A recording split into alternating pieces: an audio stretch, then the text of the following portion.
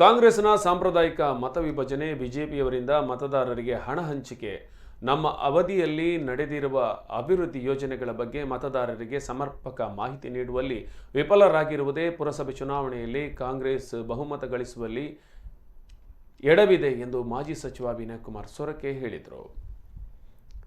ಕಾಪು ರಾಜೀವ ಭವನದಲ್ಲಿ ನಡೆದ ಪತ್ರಿಕಾಗೋಷ್ಠಿಯಲ್ಲಿ ಮಾತನಾಡಿದ ಅವರು, ನಾವು ಅಭಿವೃದ್ಧಿ ಮುಂದಿಟ್ಟುಕೊಂಡು ಮತಯಾಚಿಸಿದ್ದೇವೆ. ಬಿಜೆಪಿಯವರು ಭಾವನಾತ್ಮಕ ವಿಚಾರ ಇಟ್ಟುಕೊಂಡು ಮತಯಾಚಿಸಿದ್ದಾರೆ. ಮುಂದಿನ ಚುನಾವಣೆಗಳಲ್ಲಿ ಬಿಜೆಪಿಯನ್ನು ಸಮರ್ಥವಾಗಿ ಎದುರಿಸ್ತೀವಿ ಮತ್ತು ತಕ್ಕ ರೀತಿಯಲ್ಲಿ ಉತ್ತರ ನೀಡಲು ನಾವು ಸಿದ್ಧರಾಗಿದ್ದೇವೆ ಎಂದು ಹೇಳಿದರು. ಪುರಸಭೆಗೆ 150 ಕೋಟಿ ರೂಪಾಯಿ ಅನುದಾನ ತಾನು ತಂದಿರುವ ಬಗ್ಗೆ ಬಿಜೆಪಿಯವರು ಲೆಕ್ಕ ಕೇಳ್ತಾ ಇದ್ದಾರೆ. ಅಂಕಿಅಂಶ ಸಹಿತ ಉತ್ತರ ನೀಡುತ್ತೇನೆ. ಕೆಲವು ಕಾಮಗಾರಿಗಳು ಈ ಸಮಯದಲ್ಲೇ ಪೂರ್ಣಗೊಳ್ಳಲಿದ್ದರೆ ಇನ್ನು ಕೆಲವು ತಾಂತ್ರಿಕ ಕಾರಣಗಳಿಂದ ವಿಳಂಬವಾಗಿ ಆರಂಭಗೊಳ್ಳುವಂತಾಗಿದೆ. ಇದು ಸುಳ್ಳೋ ಸತ್ಯವೋ ಎನ್ನುವುದರ ಬಗ್ಗೆ ಬಹಿರಂಗ ಚರ್ಚೆಗೆ ಸಿದ್ಧ ಎಂದು ಹೇಳಿದರು.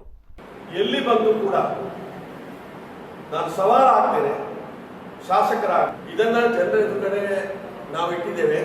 ನಾವು ಸತ್ಯವನ್ನು ಜನರ ಎದುರುಗಡೆ ಇಟ್ಟಿದ್ದೇವೆ.